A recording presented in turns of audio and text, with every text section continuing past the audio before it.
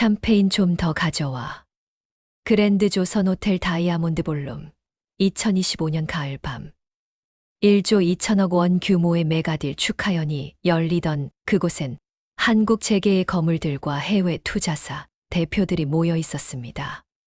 그런데 그 화려한 자리에서 한 여성이 도우미로 착각받는 일이 벌어졌죠. 문제는 그 여성이 바로 이 거래의 핵심 설계자였다는 겁니다. 초대장 있어요? 없으면 나가주세요. 한태산그룹 상무의 목소리가 차갑게 울렸습니다. 수백 명의 시선이 한 곳으로 쏠렸죠. 검은 정장을 입은 여성은 미소만 지었습니다. 그리고 조용히 전화기를 꺼내 단 한마디만 했습니다. 90초 후 전 세계 금융뉴스에 긴급 속보가 떴습니다. 한태산그룹 메가딜 무산 1조 2천억이 90초 만에 움직인 겁니다. 블룸버그는 이렇게 보도했죠. 한국 금융시장 아시아 최고 수준의 투명성 증명. 파이낸셜 타임즈는 한국 여성 CEO 재벌 오만함의 일침이라는 제목을 뽑았습니다. 그날 밤 한태산그룹의 시가총액은 10조 원이 증발했습니다. 주가는 28% 폭락했죠. 하지만 이건 복수가 아니었습니다. 한국의 기준을 지키기 위한 선택이었으니까요. 그 중심엔 41세의 여성 설아희가 있었습니다. 과연 그날 밤 무슨 일이 있었던 걸까요? 왜 그녀는 1조 2천억짜리 거래를 단 90초 만에 취소했을까요? 그리고 그 결정이 한국 금융시장에 어떤 변화를 가져왔을까요? 조용하지만 강력한 한 여성의 이야기가 지금 시작됩니다. 구독과 좋아요는 여러분들의 응원과 사랑입니다. 안녕하세요. 저는 보이지 않는 곳에서 대한민국 기업의 미래를 설계해온 설아이라고 합니다. 41년을 살면서 많은 거래를 성사시켰지만 그날 밤만큼은 제가 거래를 성사시킨 게 아니라 취소했던 날이었죠. 지금 제 손에는 편지 한 통이 있습니다. 2025년 가을, 그날 밤 이후 제게 쏟아진 수많은 질문들에 대한 답이기도 하죠. 왜 그랬느냐고 묻는 분들도 계시고 어떻게 그럴 수 있었느냐고 놀라워하시는 분들도 계십니다. 하지만 저는 그저 제가 해야 할 일을 했을 뿐입니다. 설아캐피탈을 창립한 건 2015년이었습니다. 그 전까지 저는 글로벌 투자은행에서 15년을 일했죠. 뉴욕, 런던, 홍콩을 오가며 메가딜의 현장을 경험했습니다. 그곳에서 배운 건 단순했어요. 숫자는 거짓말을 하지 않는다는 것. 그리고 원칙이 없으면 신뢰도 없다는 것이었죠. 한국으로 돌아왔을 때 제 앞엔 두 가지 선택지가 있었습니다. 해외 투자사의 한국 지사장으로 남을 것인가, 아니면 한국인으로서 한국 시장의 기준을 만들 것인가. 저는 후자를 택했습니다. 설아캐피탈은 그렇게 탄생했죠. 처음엔 아무도 믿어주지 않았습니다. 여자가 무슨 M&A를 하냐는 말도 들었고, 한국 토종 회사가 글로벌 딜을 따낼 수 있겠냐는 비웃음도 받았죠. 하지만 저는 숫자로 증명했습니다. 첫 번째 딜은 3천억 규모였어요. 두 번째는 5천억, 세 번째는 8천억. 그렇게 10년 동안 누적 거래액 10조 원을 돌파했습니다. 해외 투자사들은 설아캐피탈을 주목하기 시작했습니다. 한국에 이런 회사가 있었나 싶었던 거죠. 블랙록, KKR, 칼라일 같은 거대 펀드들이 제게 연락을 해왔습니다. 한국 시장에 투자하고 싶은데 믿을 수 있는 파트너가 필요하다고요. 저는 그들에게 단 한 가지만 약속했습니다. 투명하게 하겠습니다. 원칙대로 하겠습니다. 그게 제 경쟁력이었어요. 화려한 인맥도 아니고 재벌가 출신도 아니었죠. 그저 약속을 지킨다는 것, 숫자를 속이지 않는다는 것. 그게 전부였습니다. 그리고 그건 통했습니다. 1조 2천억짜리 메가딜은 제 커리어의 정점이 될 거래였습니다. 한태산그룹이 유럽의 자동차 부품 회사를 인수하는 건이었죠. 규모도 규모지만 이 거래가 성사되면 한국 기업의 해외 인수합병 역사에서 가장 큰 사례가 되는 거였어요. 저는 이 딜을 2년 동안 준비했습니다. 밤을 새우며 실사를 했고 유럽 현지를 12번 오갔죠. 한태산그룹 회장은 저를 믿어줬습니다. 아니, 정확히는 제 숫자를 믿어줬죠. 하지만 한 가지 놓친 게 있었습니다. 그들이 저를 파트너로 본 게 아니라 용역 업체로 봤다는 거였죠. 거래가 성사되기 전까진 공손했지만 막상 계약서의 사인이 끝나자 태도가 달라졌습니다. 축하연 초대장을 보내면서도 제 이름 앞엔 직함이 없었어요. 설아이라고만 적혀 있었죠. 그때 느꼈습니다. 아, 이 사람들은 나를 동등한 상대로 보지 않는구나. 하지만 저는 참았습니다. 거래가 중요했으니까요. 한국 기업이 세계 무대로 나가는 것, 그게 우선이었죠. 1조 2천억 거래가 최종 확정된 건 2025년 9월이었습니다. 한태산그룹이 유럽 자동차 부품 회사 테크모빌을 인수하는 건이었죠. 저는 2년 동안 이 거래를 위해 달려왔습니다. 그리고 마침내 성사됐을 때 한태산그룹 측에서 제안이 왔어요. 축하연을 열겠습니다. 해외 투자사 대표들도 오시니까 서 대표님도 꼭 참석해 주세요. 저는 고민했습니다. 화려한 자리를 좋아하지 않았거든요. 하지만 이건 단순한 파티가 아니었어요. 한국 기업의 글로벌 진출을 축하하는 자리였고 해외 투자사들에게 한국 시장의 가능성을 보여주는 자리였죠. 그래서 참석하기로 했습니다. 옷은 고민할 필요가 없었습니다. 저는 항상 검은 정장만 입거든요. 화려한 드레스나 액세서리는 제 스타일이 아니었어요. 일할 때는 일하는 사람처럼 보이는 게 맞다고 생각했죠. 그랜드 조선 호텔 다이아몬드 볼룸은 강남에서 가장 큰 연회장입니다. 500명이 들어가는 공간이었죠. 저는 저녁 6시에 도착했어요. 행사 시작 30분 전이었습니다. 입구에서부터 느낌이 이상했습니다. 리셉션 데스크에 서 있던 직원이 저를 보더니 손님이세요? 라고 물었어요. 저는 초대장을 꺼내 보여줬죠. 직원은 초대장을 확인하고는 고개를 갸우뚱했습니다. 죄송한데요. 혹시 누구 데리러 오셨나요? 그 질문에 저는 웃었습니다. 아, 이게 시작이구나 싶었죠. 아니요, 본인입니다 라고 답했어요. 직원은 어색하게 웃으며 입장 카드를 건넸습니다. 볼룸 안으로 들어가자 이미 수백 명의 사람들이 모여 있었습니다. 한태산그룹 임원들, 해외 투자사 대표들, 정치인, 언론인까지. 화려한 샹들리에 아래서 샴페인 잔이 부딪히는 소리가 들렸죠. 저는 조용히 한쪽 구석으로 갔습니다. 해외 투자사 대표들을 만나기 위해서였어요. 블랙록 아시아 대표인 리처드 톰슨이 저를 보고 손을 흔들었습니다. 서 대표, 오랜만이네요. 오늘 정말 대단한 날이죠? 네, 리처드. 2년 동안 준비한 보람이 있네요. 우리는 짧게 인사를 나눴습니다. 리처드는 한국 시장에 대해 궁금한 게 많았어요. 한국 기업들이 요즘 공격적으로 해외 인수에 나서던데 앞으로 어떻게 될 것 같아요? 같은 질문들이었죠. 저는 성실하게 답했습니다. 한국 기업들의 강점과 과제를 설명하고 글로벌 시장에서의 포지셔닝 전략을 이야기했어요. 리처드는 고개를 끄덕이며 들었습니다. 그때였습니다. 한태산그룹 상무 한 명이 제게 다가왔어요. 50대 중반으로 보이는 남자였는데 저를 위아래로 훑어보더니 이렇게 말했습니다. 샴페인 좀 더 가져와. 저는 잠시 멈칫했습니다. 리처드는 당황한 표정을 지었죠. 저는 침착하게 물었습니다.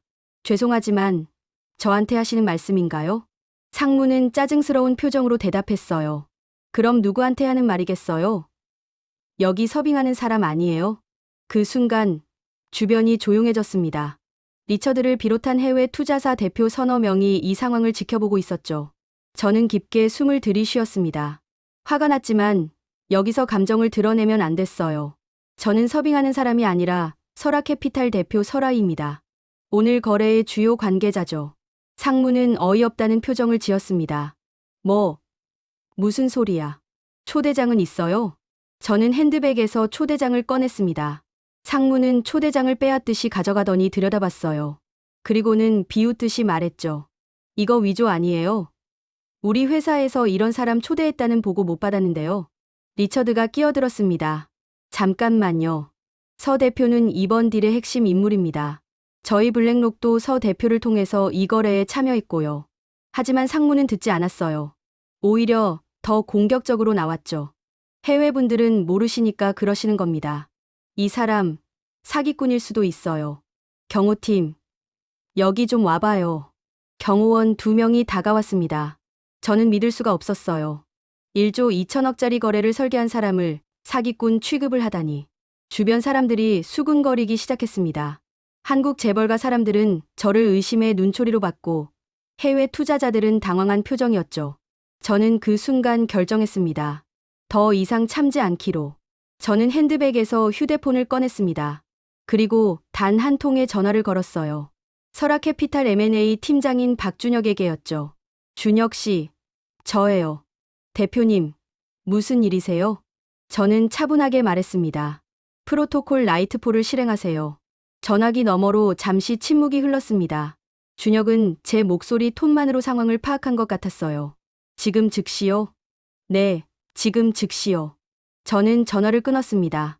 그리고 상무를 똑바로 쳐다봤죠. 상무는 비웃고 있었습니다. 누구한테 전화하는 척 했어요? 저는 대답하지 않았습니다. 그저 시계를 봤어요. 오후 6시 15분. 90초면 충분했습니다.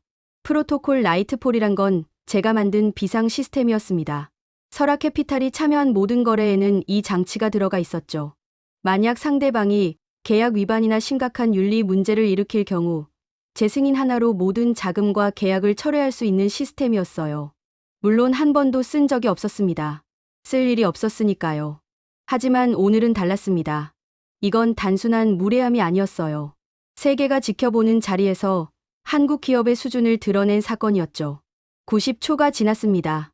제 휴대폰이 진동했어요. 준혁에게서 온 메시지였습니다. 완료. 저는 미소를 지었습니다. 상무는 코웃음을 쳤습니다.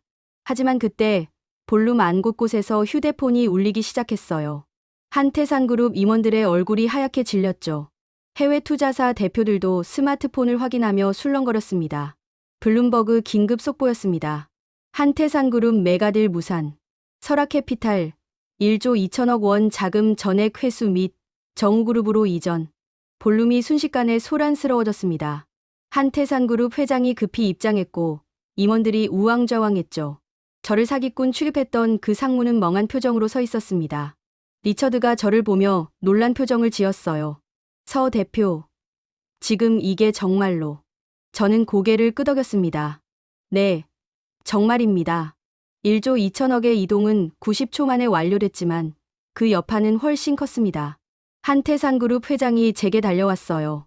얼굴이 새하얗게 질린 채였죠. 서 대표, 도대체 무슨 일입니까? 왜 자금을 회수한 겁니까? 저는 차분하게 대답했습니다.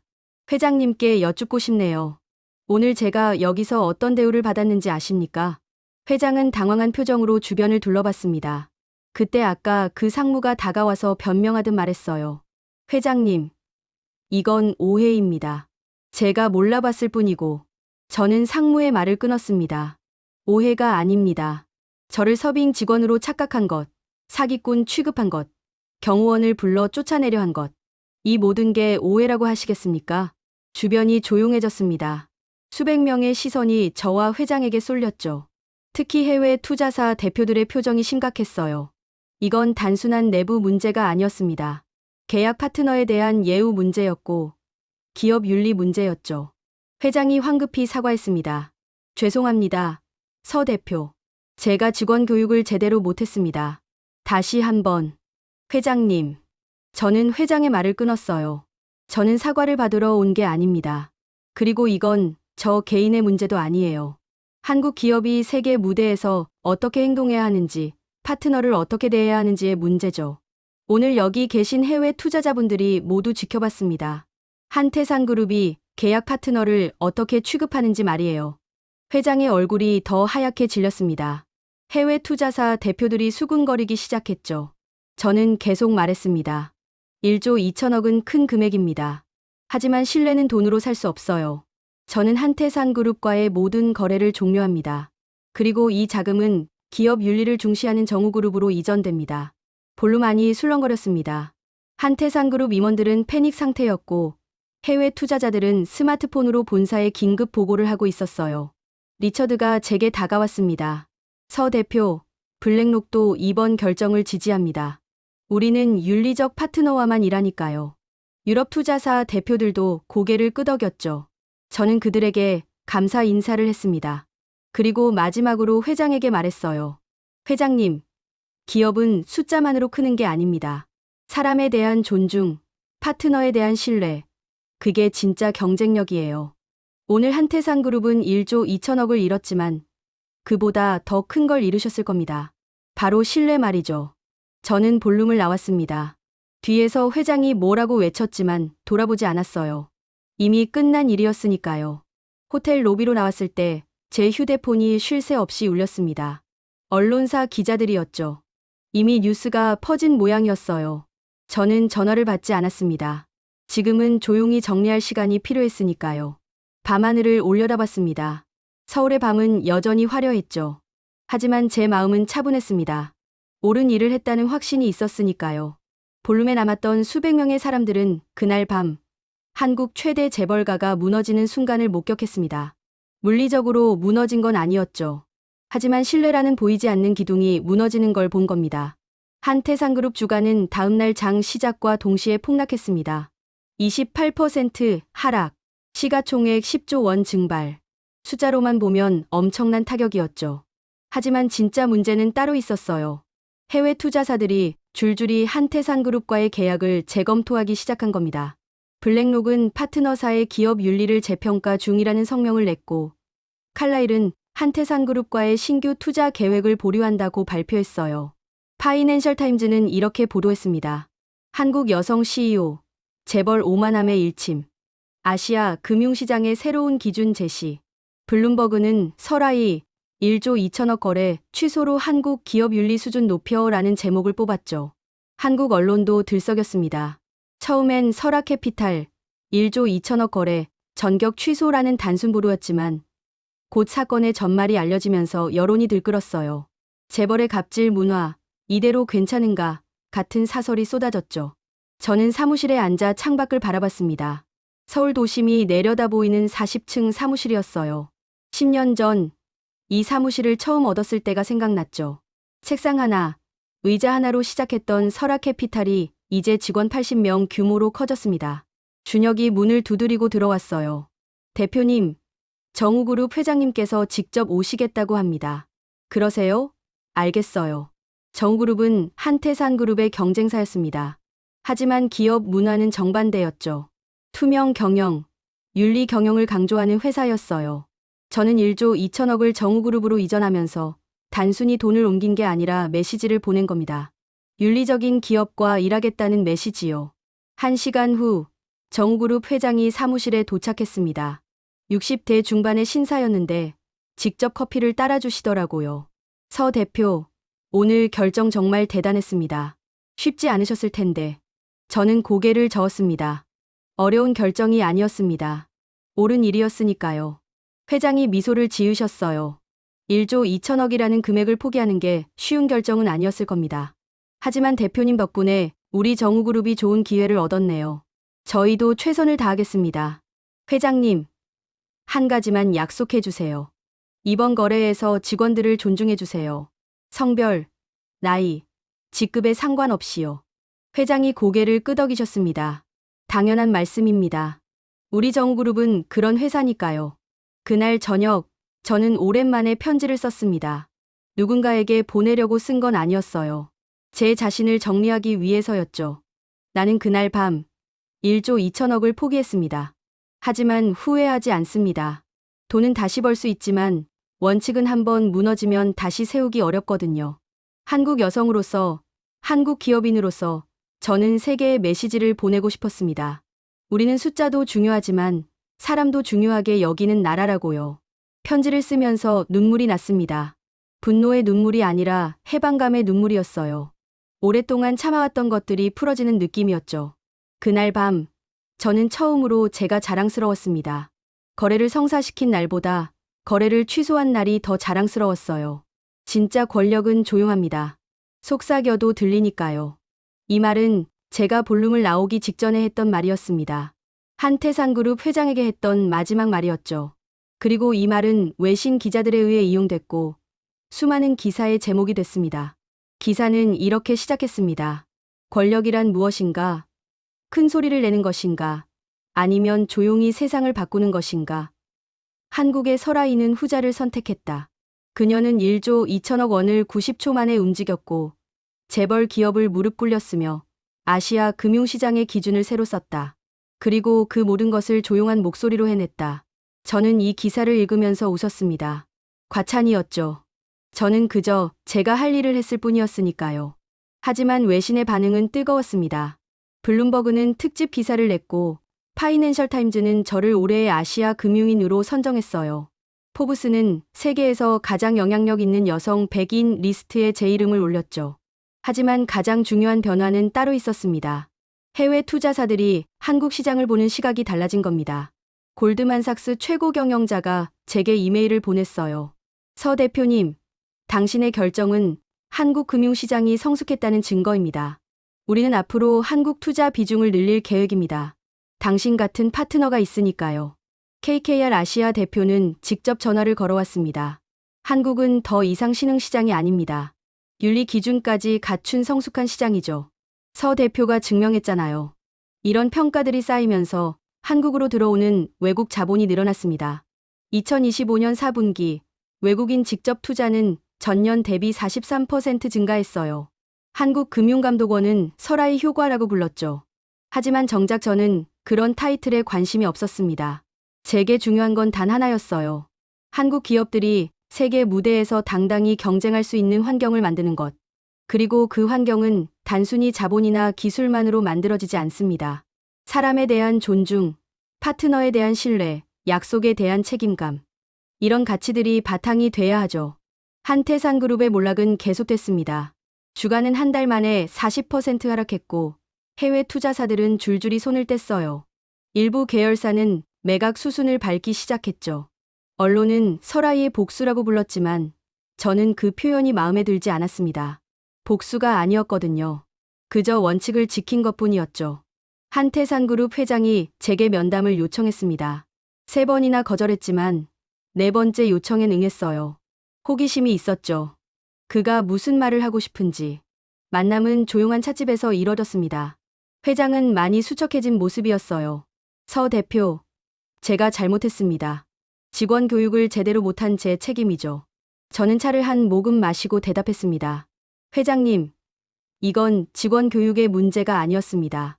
기업 문화의 문제였어요.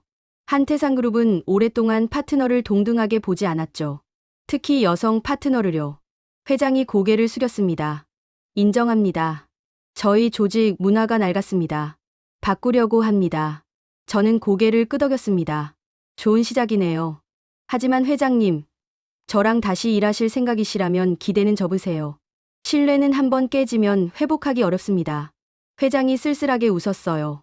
알고 있습니다. 다만 한태산그룹이 변하고 있다는 걸 보여드리고 싶었을 뿐입니다. 저는 자리에서 일어났습니다. 지켜보겠습니다. 진짜 변한다면 언젠가 기회가 올 수도 있겠죠.